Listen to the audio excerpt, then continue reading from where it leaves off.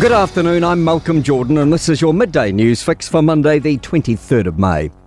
An icon is gone with the death of top twin Dame Jules Top after a 22-year battle with breast cancer. Jordan Dunn has more.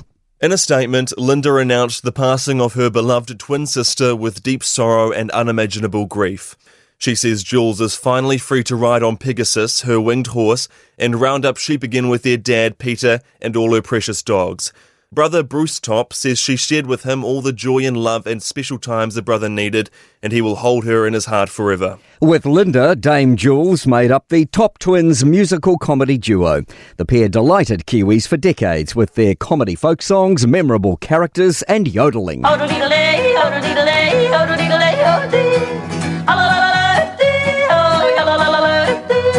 Dame Jules was 68.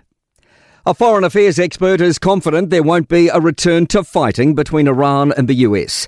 US President Donald Trump says negotiations are progressing, but there's still work to do.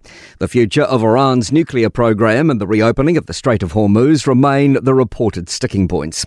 Foreign Policy Institute senior fellow Jeffrey Price told Mike Hosking Trump is facing increasing pressure to make a deal. Gas prices are up 50%. Since the war started in Washington, so the pain from the blockage of the Strait of Hormuz, I think, is going to drive continued diplomacy. A person has died after a small boat capsized at Goose Bay off Kaikoura's coast this morning. One person made it to shore uninjured.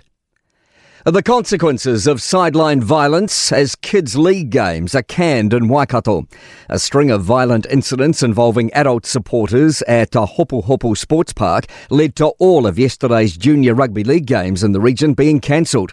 Behaviour included verbal abuse towards young referees, threats and adults fighting in car parks. Sport Waikato CEO Matthew Cooper says parents have one job: to make it a safe environment. Unfortunately, consequence has to happen, and at the moment, Waikato Rugby Junior League have said this is a message, and I think this will hurt.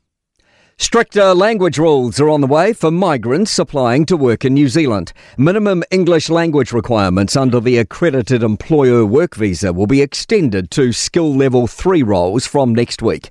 The relevant occupations include peer support workers and ski patrollers.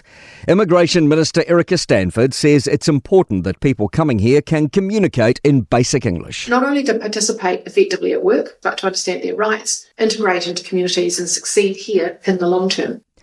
A ministry spent 6 figures on a legal fight relating to working from home rules. MB spent $102,000 defending its former flexible working policy against a Public Service Association challenge. To sport, Felix Rosenqvist has won a disrupted Indy 500 of the New Zealanders. Marcus Armstrong took the lead inside the last 2 laps, but eventually finished 5th, and Scott McLaughlin claimed 3rd. Kimi Antonelli's become the first Formula One driver to win their first 4 Grand Prix consecutively, this time with victory at Montreal. Liam Lawson came 7th.